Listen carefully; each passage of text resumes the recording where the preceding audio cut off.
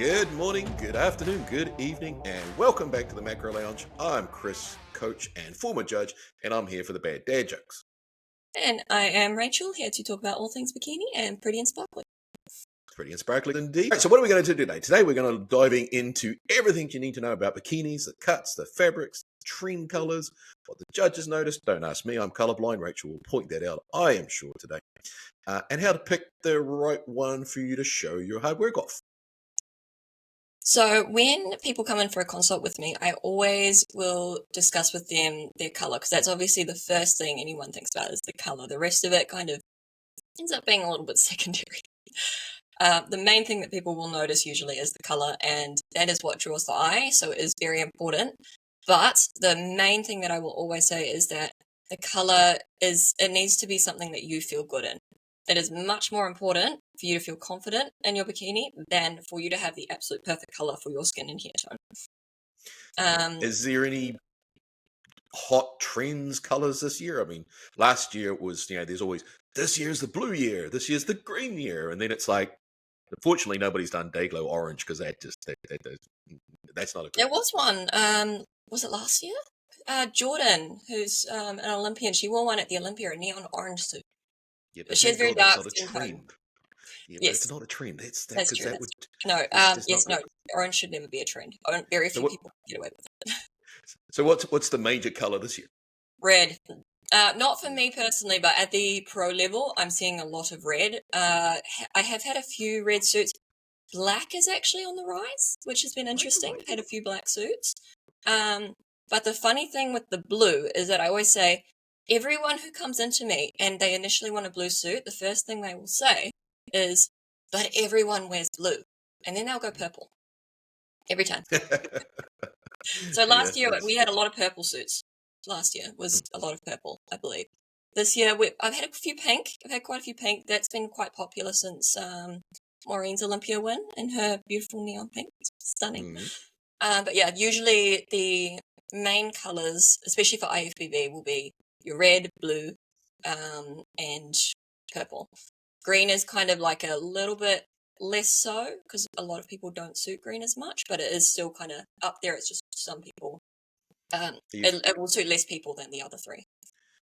Are you seeing, not just with the ladies coming in to see you, but are you seeing it with even on shows overseas? Are you seeing there's a trend between certain colors and certain, even colors of the rhinestones, really, between different classes? Or is it like Bikini's doing like, red this year and Wellness is doing purple? Or is it definitely Wellness is red? Definitely Wellness is red. I think everyone in the top 5 last year wore red. And then before that, it was everyone in the top 5 except for one blue. So Wellness, generally a lot of girls will wear red. It's very popular, which does make sense because it does flow with the category very well. So another thing I think about with colors is, does it suit your personality? Because colors, they are associated with different things. So red is kind of like your spicy, sexy color. It's that very like runway out there, bold, very bold. Yes, obviously. Color. So if you are a very shy, reserved person, I usually don't recommend red, because usually that's not something that you're probably going to feel great in.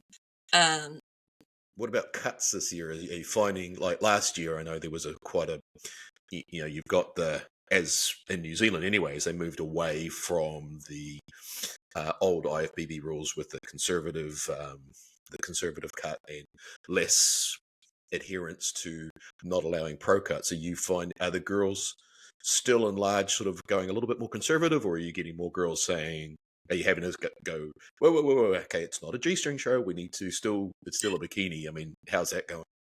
So generally, what's called the pro cut is always going to be my number one recommendation.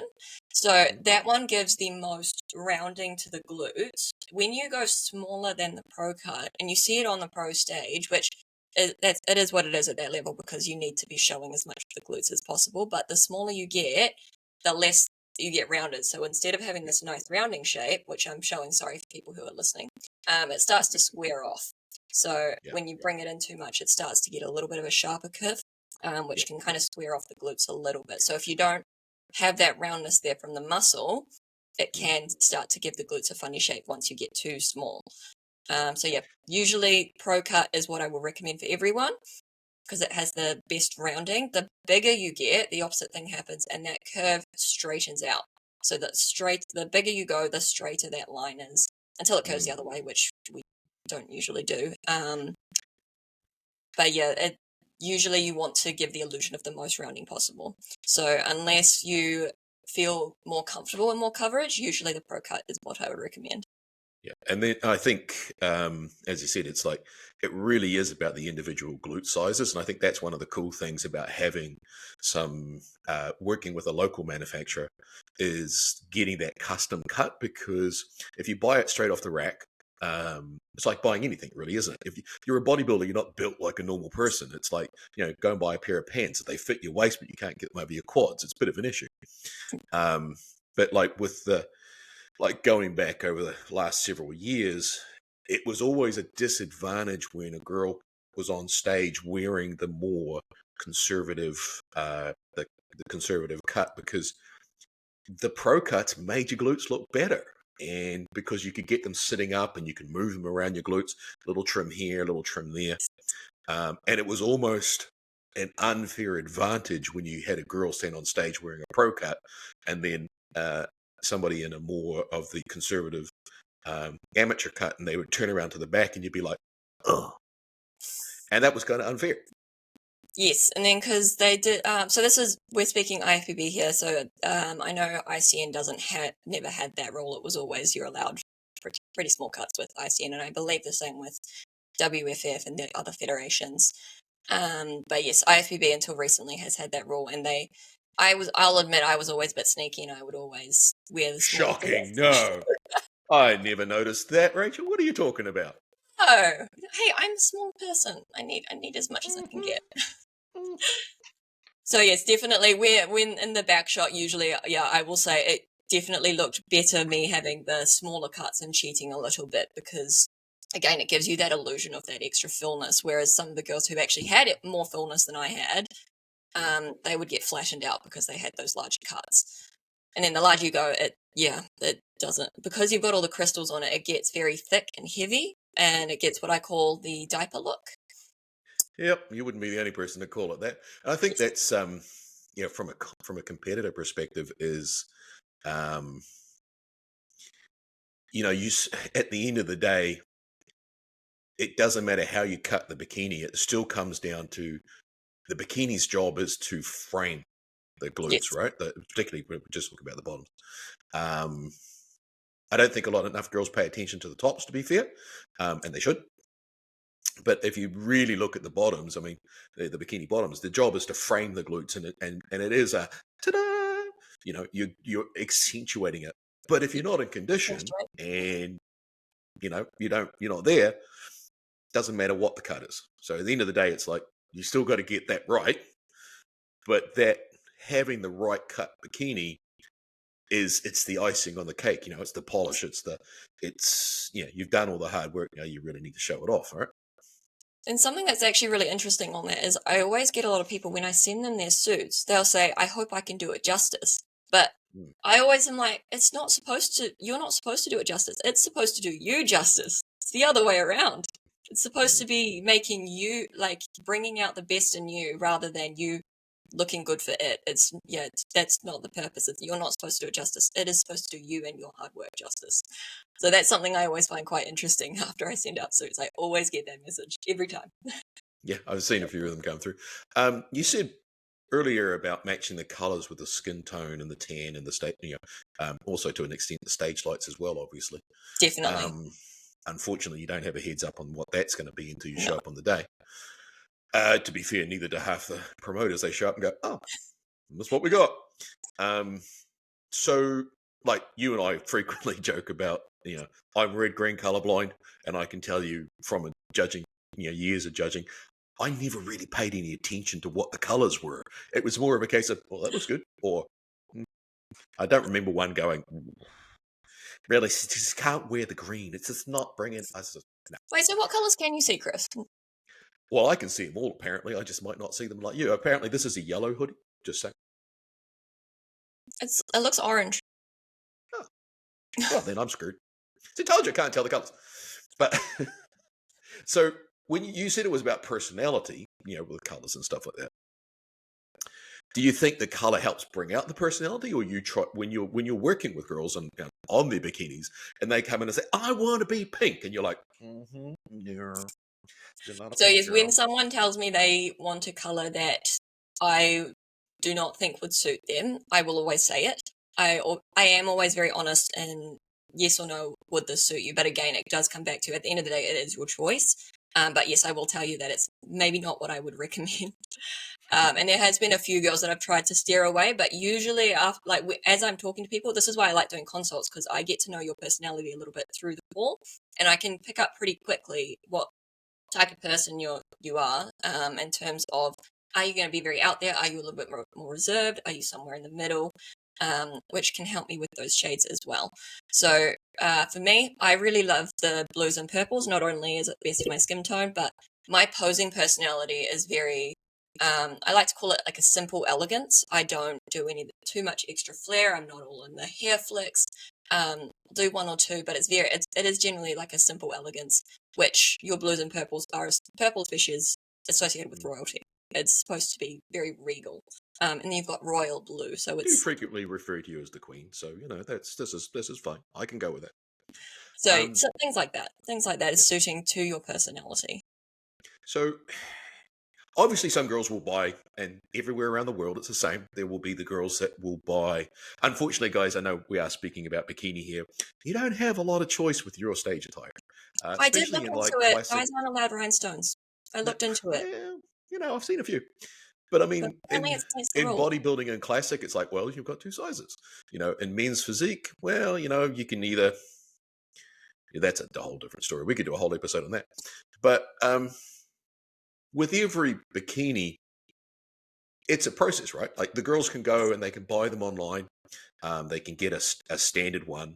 And I know from speaking to you in the past, you've had other girls who've said, "I bought this from XYZ producer. Can you adjust it?" And I know that's not really fair to, bikini's an art form, right? Yes. Making the bikini. I'm only saying that because she's going to whack me if I don't. Um, so it's a process, right? So when somebody reaches out to you and says, "I'm doing a show in 3 weeks," and you're like, but say they're doing a show this year.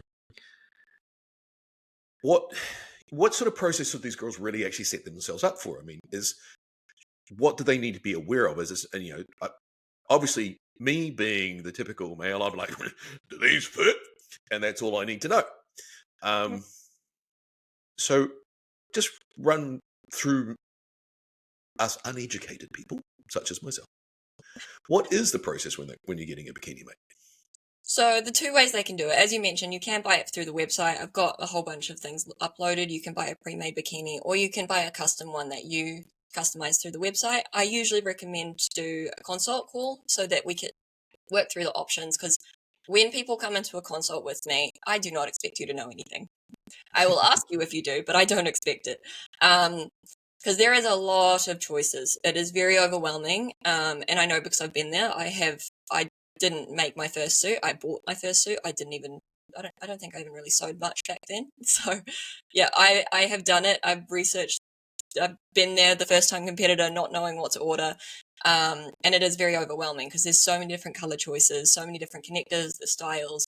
It's honestly infinite, the different customizations you can have. No two people will really ever have the same bikini. It usually is never exactly the same. So yeah, usually the first thing I'll say is, okay, let's organize a consult call, and then I can work you through the entire process. And that's the easiest way to do it, because then that's usually about an hour. Although my record is one of your beautiful clients, Fee. She managed to get 3 suits sorted in 20 minutes. I thought you were going to go the other way and say you're in 3 hours. I was going, No, she has my record for the fastest. Three suits in 20 minutes. That was impressive. well, she knows what she wants. Yeah, no. Whereas I've had other clients who I've actually gone overtime for an hour and a half, which usually I try not to do, but generally, yeah, the hour is all I need to get you pretty much sorted. Sometimes I'll send a few extra kind of things just so you can see what the suit might look like on an actual suit. Even if I haven't made that color, I can find from other companies, because I'm a stalker and I like to just check out what everyone is doing. But yeah, first thing I would usually ask is, what is your show? First of all, how far out are we? Please order your bikinis early. Don't worry too much about the sizing unless if you have like 20 kgs to lose, then maybe discuss with me first, and then we can kind of hold the sizing off for a bit later. But because I'm making all these bikinis by hand, I do need time to make them. So I had 9 consults this week. 9. So that's a lot. That's impressive. Yeah. Yeah, I've got 20 outstanding orders that I've sent invoices for at the moment. So yeah, it's getting very busy, and I am going to have to close off orders probably relatively soon by the time this comes off. So yeah, I need time to make the suits. They don't just happen; they take time. So just so people have an appreciation of, I mean, it's customized, right? So, Yes. I mean, how long would it normally take to make a suit? Again, from my perspective, it's like, it's a couple of trials of fabric, slap some connectors on it, bit of bedazzling, woohoo, done. Doesn't like work, right? No, doesn't work. Usually I like to give myself 2 days, like 2 working days, depending on, I guess, what the design is. For the more intricate designs, it can take me longer because I'm doing literally art. And sometimes if I really don't like it, I will actually rip the crystals off and do it again. I'm a Like you've little done more for perfectionist. your own suits the night before a show. Yes, usually my own suits, I care a little bit less, to be honest. I will always prioritize everyone else's suits before mine. So that, yeah, night before the show is usually for me. So yeah, anyway, I usually give myself 2 working days. I've done one in 1 day before, but it does depend also on the cup size. Obviously, the bigger the cup size, the longer it's going to take because there's a lot more crystals. Remembering that every crystal is hand glued. It is not. There's no bunch of them stuck on. It's one at a time individually, which is a lot. So there's like usually around 1,500, like 1,500 crystals at least, up to 2,000. That's So impressive. So we it know is. what you're doing. And you take Netflix and chill to a whole different level. It's like Netflix and stick that, and one for her and one for me. If anyone has good shows, please let me know. But yeah, they also need to be ones I can watch relatively mindlessly, so I can kind of just listen in. So yeah, usually first thing I'll ask you is, yeah, what show are you doing? Give me time, please. And then we start going into the color. If people do struggle on the color a little bit, sometimes I will come back to it because it is the most overwhelming thing, usually is the color. So we start with the fabric. What color is the fabric going to be? For those of you who are watching, I have all my beautiful little swatches that I've cut up, and you can go through and kind of have a look at what the fabric will actually look like. The important thing with the fabric is that, so there's different foil types. So when you've got the fabric, you've got the main color of the actual fabric itself, or I call it the backing, and then there's the shiny foil that covers it. So if some people like a matte fabric, which is like a swim type fabric, it doesn't have any extra shiny stuff on it. Overseas, velvet is very popular, so it doesn't have any shine on it either. I don't recommend velvet for New Zealand. I don't even have it listed on the website. I do have it, but I don't recommend it because it washes out. So velvet absorbs light, it doesn't reflect it. So in New Zealand, when we often have very, very bright lighting, or the lighting is not guaranteed, it can look very white, and it doesn't look good. It just completely washes out. I've tried it, and the same suit in a New Zealand show looks completely different. So hang on a second, because obviously we'll just treat me as the bikini dunce in this podcast. Yes. All right. So hang on. You have to pick a fabric color and you have to pick a crystal color? You can have multiple crystal colors. Ah, Jesus. Now you're just messing with me. That's too many decisions to make. Give me a pair of board shorts and a freaking posing trunks. And so yeah, this is why I will ask, what is your initial color that you are looking for first before just showing you everything? So when I do the call, I will do a bit of a process of elimination as I do it. So I'll say, what kind of color are we looking for? Okay, yeah, we're looking for a red.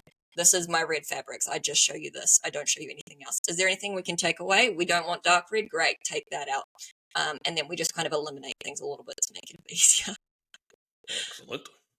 And then, yeah, same thing with the crystals. Usually I will take out the main colors. So there is a specific set of colors that are going to be pretty standard for any suit. So red, for example, Siam is the red stone. So you've got 3 shades of red. So I'll put those out. I did mention I was red-green colorblind, right? Because yes, that's okay. We're not like red to me. Yeah, you don't need to see it. We're talking about other people here. Okay, fine. I can Um, take it. hey, this is for our beautiful bikini girls. Are you going on stage with a bikini? Well, no. Yeah, in here. I mean, I could make you one. Well, probably not something people would go. Actually, yeah, no. No, I think people would come to see that. Actually, no, you're probably right. No, that's a whole different show. Moving on. Anyway, so yeah, I will get out the standard colors. There is two types of rhinestones. So you've got, oh, well, actually, there's a couple, but the main kind of two types that I will show you are going to be your standard glass crystals, where it's the color, and then you can also get what's called an AB rhinestone, where it's got an extra shiny coating on it. So I like to add a few of those in to give the suit a little bit more dimension, a little bit more depth. So then when you move, you get that extra shine. Because we're all about the shininess here. We love sparkles. Are the rhinestones?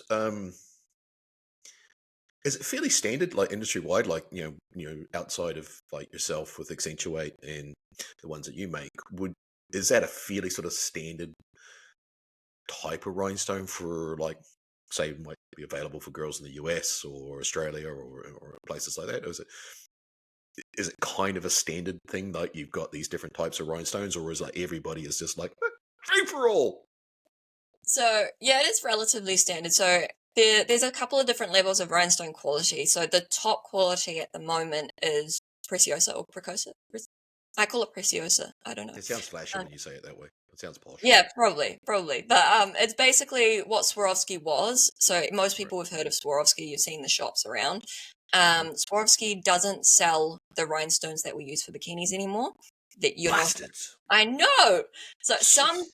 Okay, so some bikini companies actually can still get them, and it's very frustrating for me because a few companies can get them, but you have to apply for a license, and it's all a big process.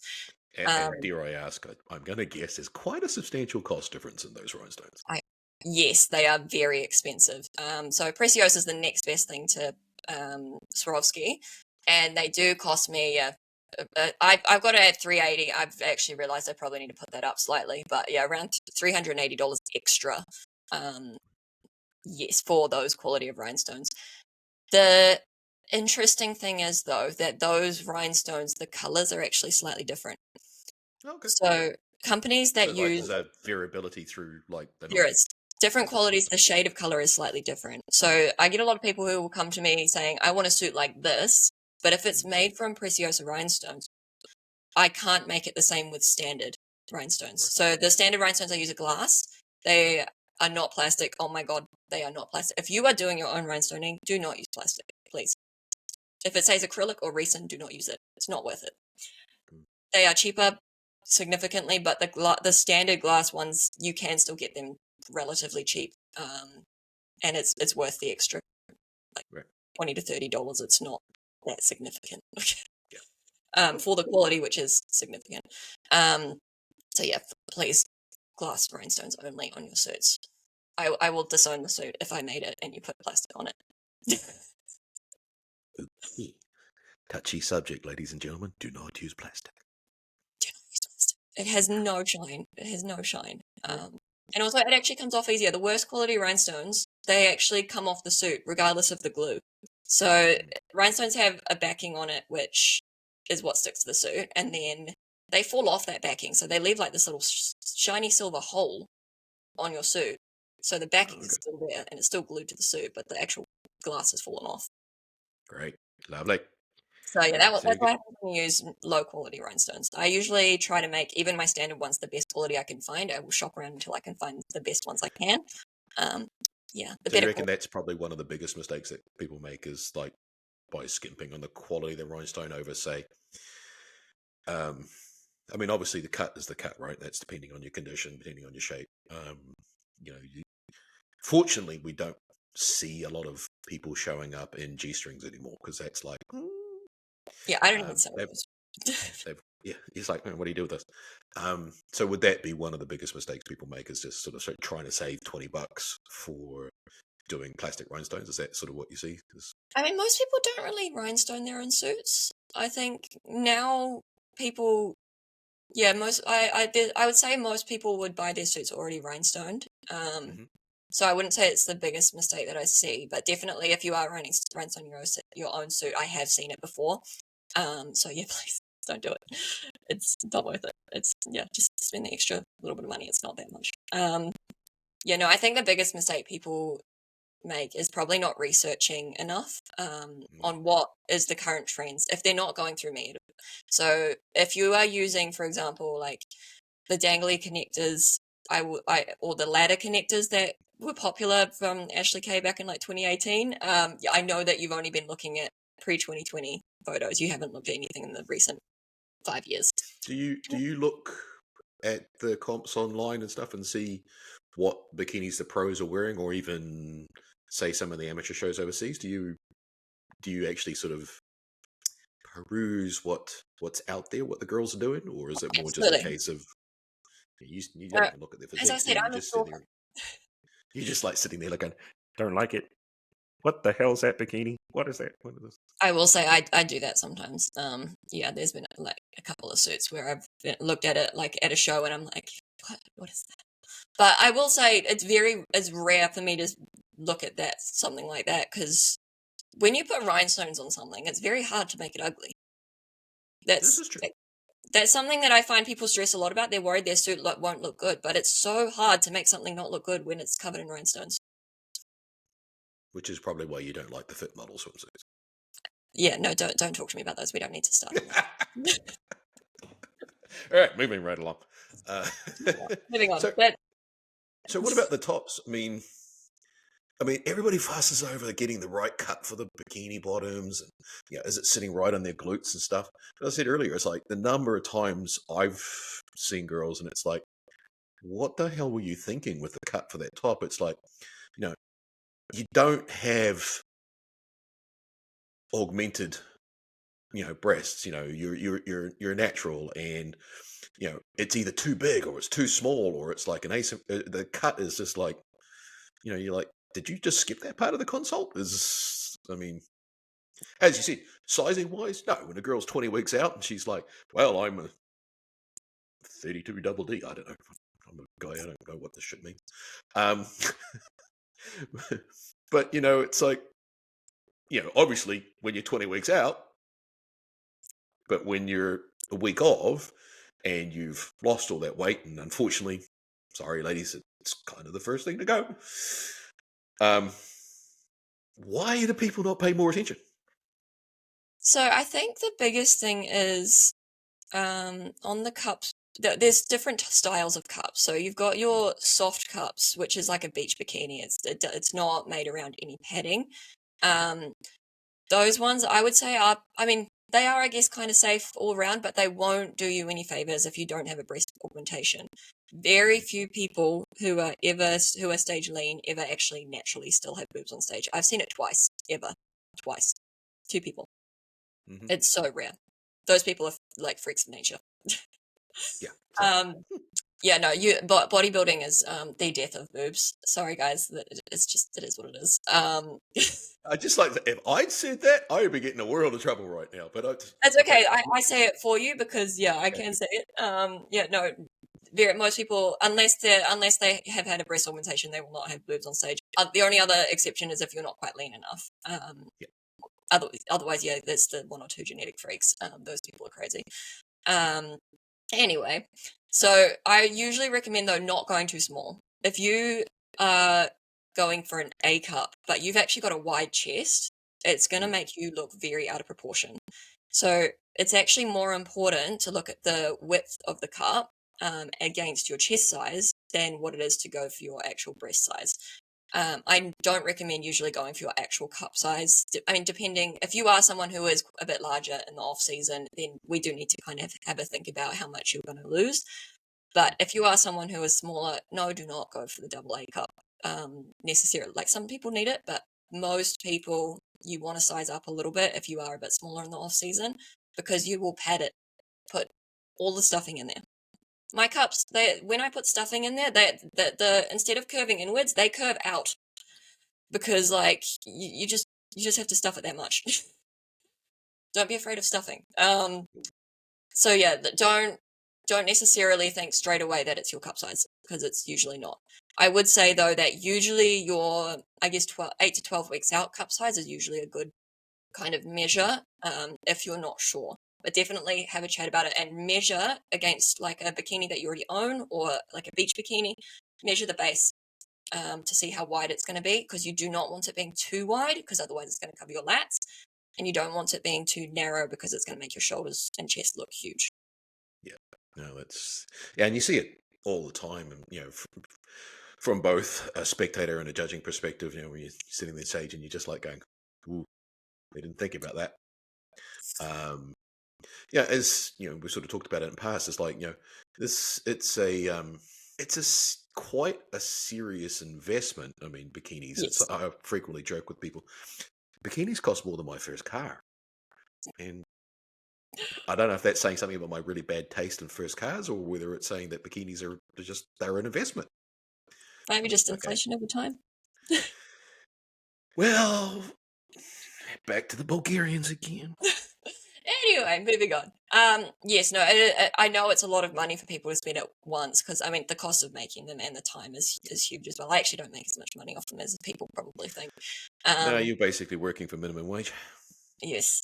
I don't like to count my hours. It makes me sad, but I enjoy what I do. I love my job. I have the best job. But yes, no, it is a huge cost of money to go out at once, and I know it seems very but expensive for such a this small amount of fabric. This is not a cheap sport. It's like No.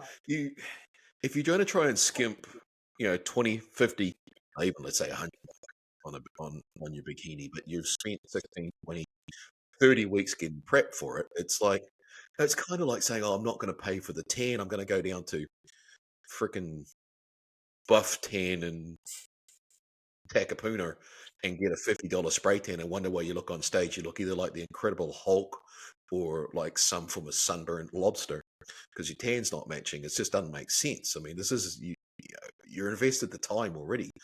Don't cut yourself short by skimping on that sort of stuff. So after they've done all of this, just to sort of move this discussion along a little bit, I know from some of the horror stories you've told me in the past, backstage screw ups, taking care of their bikinis, washing their bikini before a show. We don't, from a male perspective, we don't think about this sort of stuff. But once they've got the bikinis and they're on stage, what sort of things what do they have to look out for? Is there like if you're going to a show, what would you take with you? Not as because I know you're the backstage mama queen and you're running around fixing everybody's freaking bikini because that's just what you do. But if Rach is not there, what would you say? Have this in your backstage kit. What's the important thing to take with you? You've gone through all this investment to get there first. So you will get a small bag of spare rhinestones just with your suit, so that if any do fall off, that you can put them on. You should not have significant amounts falling off. You might have one or two, because I do, especially on the bottoms, use a little bit less glue, just so that the suit still retains flexibility and stretch. The more glue I use, the less stretch and flexibility the bottoms have. We want to have as much as we can, so I do use a tiny bit less glue. So just, occasionally with friction, especially if you're putting a suit on and it's rubbing against your skin, the crystals, because some people let the suit twist, occasionally you might have one or two fall off. So you will have spare rhinestones, so potentially you might want glue. It's not usually noticeable on stage. Very, very rarely that you'd ever actually notice one missing rhinestone on stage. But yeah, so if you need glue, usually E600 is going to be a really good staple, very cheap. You can buy it anywhere, but pretty much any glue will work.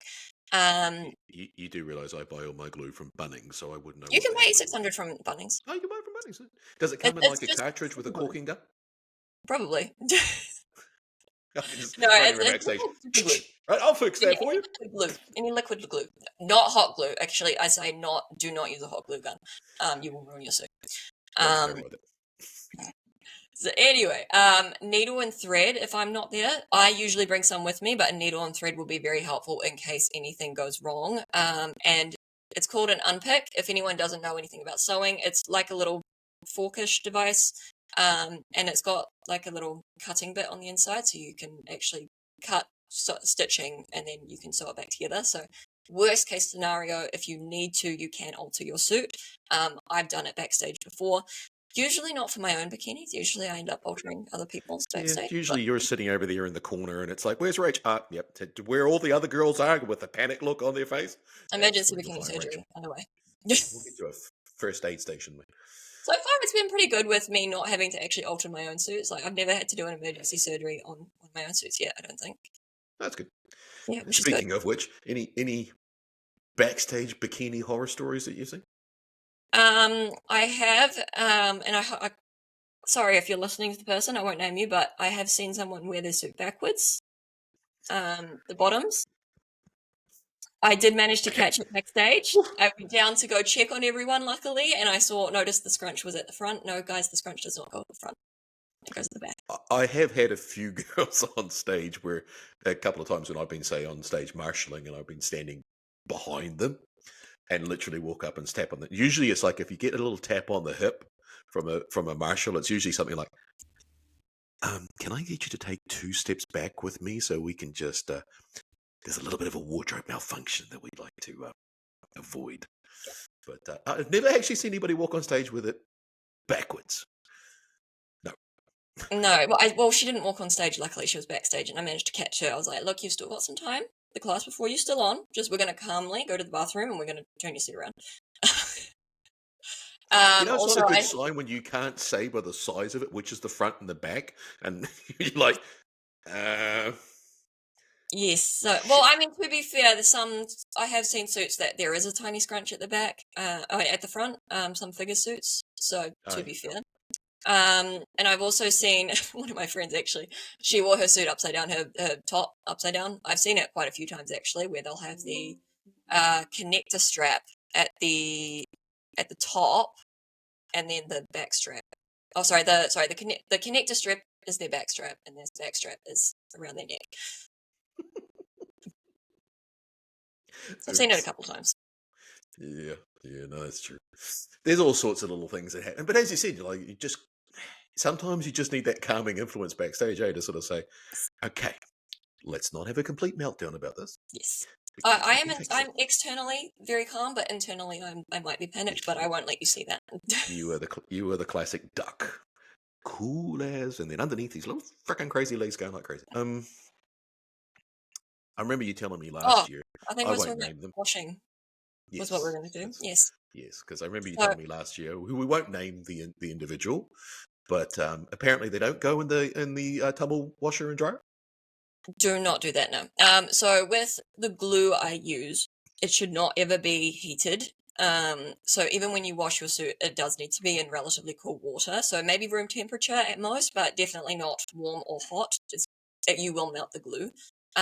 If you do notice the glue starting to go white, that is okay. It just means the glue has melted a little bit. You just finish washing it, let it dry. The longest I've ever seen it take to dry and go back to being clear is 3 days, so don't panic. I panicked at that point because I thought I'd destroyed the suit. Oh, it was one of yours, right? It was one of mine, so that was fine.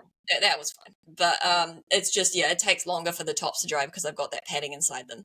But yeah, the glue might go white. If it does, don't panic. It's fine. It's just the glue. Just to clarify, when you say wash, you don't. I mean gently rinse it in water. Machine, do you? No, gently rinse it in water. Fill a sink. You just want to kind of like dunk it in and then kind of like give it a light squeeze just to get rid of the tan. You will see the water will go very brown, even if you didn't think there was a lot of tan in it. It probably was. I like to get a soft toothbrush, like an ultra soft one, and then give the crystals a gentle scrub. Not scrub sounds too aggressive, but just a gentle wipe, basically, just to get anything out of the edges. Yeah, just it cleans them because they're glass. You want them to be clean. Sometimes I'll use a little bit of dish liquid, but very, very minimal. If you're in doubt of what type of dish liquid, don't use it at all. Just do water. That will be fine. And then, do the bottoms. I like to just, rub the inside together, obviously get anything out. And then you just lay it flat to dry. So, do not do any aggressive scrubbing, especially if the glue is starting to undry. You will rub off the crystals. Just, very gentle. Please do actually wash your suits, though. Don't leave the tan on it because it will stain. And it does stain the connectors as well, so you do want to wash the connectors. Definitely scrub the connectors with that toothbrush. Have a dedicated toothbrush for your suits. Excellent. Yeah, so you've got a whole there's a whole new product market plan. You can have your backstage and your post cleaning kits. You can just little thingies there. You could get little satin bags made. You could put some logos on them. There's a whole new product line, Rich. You make a fortune. I'll only take 10% commission on that. Oh, of course, obviously. All right, so let's just try and wrap this one up on bikinis because I think we've potentially given people far too much information to think about. So a couple of key takeaways that I think you need to take into consideration when you're doing bikini is it's part of your overall presentation. Don't overlook it, but also, make sure that you get the right one for you. Definitely. So also think about, you can also on-sell them, which is something I will talk to people about sometimes as well. So especially with those larger cuts, I'll usually say they're a bit harder to on-sell. So you can usually sell them secondhand. Some people rent them, but definitely it's something that will really help you with getting the right bikini. If you do not have the right bikini for you, it can take away from some of the work that you've been putting into your prep. And look after it, because obviously it is a lot of money. Yeah, treat it as an investment, not only in the fact that bikinis do cost, because to be fair, they don't cost enough.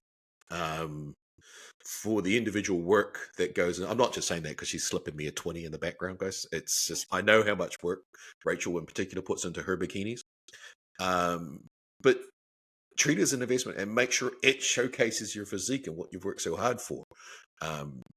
As I said, it's like skimping on the tan at the last minute. And oh God, I've seen people do that for years. That tan down the road is not the same as the tan they use on stage. But if you've got any questions or horror stories you want to talk to us about bikinis, slip into the DMs for us. We could do with a good chuckle during the week. I know we've both got lots of stuff going on. But send us a DM. Rachel will be the one to answer those because we all have established in the last 45 minutes. I know absolutely stuff all about bikinis. There is a lot that goes into them, but yeah, as I say, I don't expect people to know anything when they come to me. That's what I'm here for, to give you what I've looked at, because I spent all day looking at these things. So, as I say, I don't expect you to know anything. Don't apologize for not knowing what anything is. That's what I'm here for, to explain. Yeah. And you do a wonderful job, and I'm not just saying that because I have to. All right, so thank you for joining us on the Macro Lounge for all things bikinis this week. If you like us, subscribe, leave a review, and we will catch you next Saturday. Enjoy.